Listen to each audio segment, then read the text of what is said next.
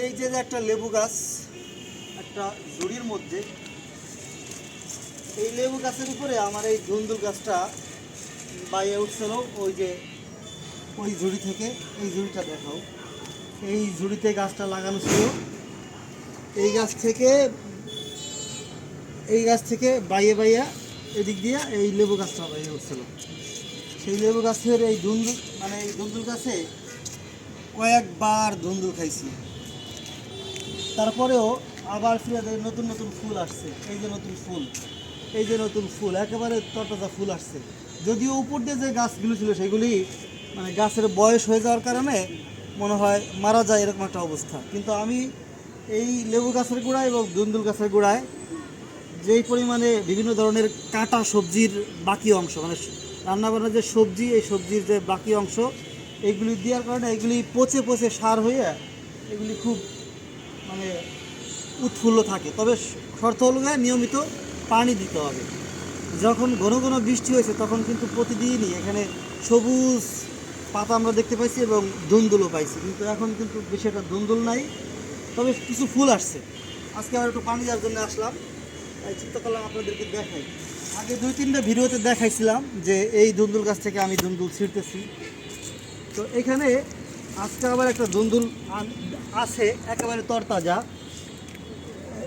এই যে লেবু গাছের কাঁটায় ফুটা হয়ে যায় কিনা, এই যে ধুন্দুল আসছে আবার, এই যে ধুন্দুল আসছে। এটা কিন্তু পিঁপড়া ধরছে অনেক। গাছের গোড়ায় যদি আমরা পানি দেই, যত্ন করি, তাহলে কিন্তু ধুন্দুল থাকবে।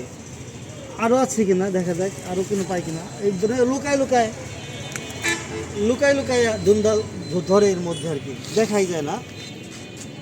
এই পাশে আরও একটা দেখতে পাচ্ছি আমি, এদিক দিয়ে আসো দেখাই।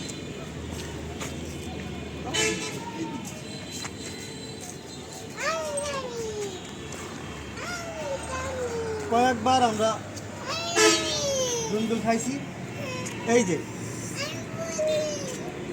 এই যে একেবারে এই যে তরতাজা ধুন্দুল, এই যে দেখা যায়। এবং নতুন করে আবার এই যে এই যে এই যে ধুন্দুল ধরছে, এই যে এইগুলিও 1-2 দিন পরে বড় হয়ে যাবে। এই যে একদিন, এই যে আরেকটা, এই যে গাছের কোনায় একেবারে, এই যে বিল্ডিংয়ের কর্নারে পলায় আছে, লুকায় আছে এই ধুন্দুল। আরও ধরবে, সময় আছে আরও, কিন্তু গাছকে আদর করতে হবে, যত্ন করতে হবে, পানি দিতে হবে, এই হলো শর্ত। পানির টপ করলাম, এটা হচ্ছে পানির টপ, এটা হচ্ছে ধুন্দুলের গাছ। এই যে গাছ, এখান দিয়ে গেছে।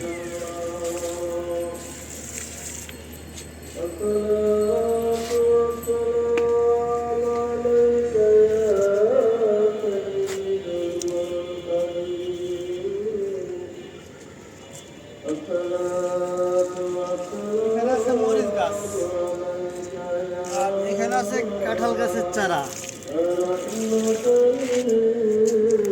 লিচু গাছের চারা, এখানে একটা পাতাবাহার, আর এখানে আছে তালের কুই,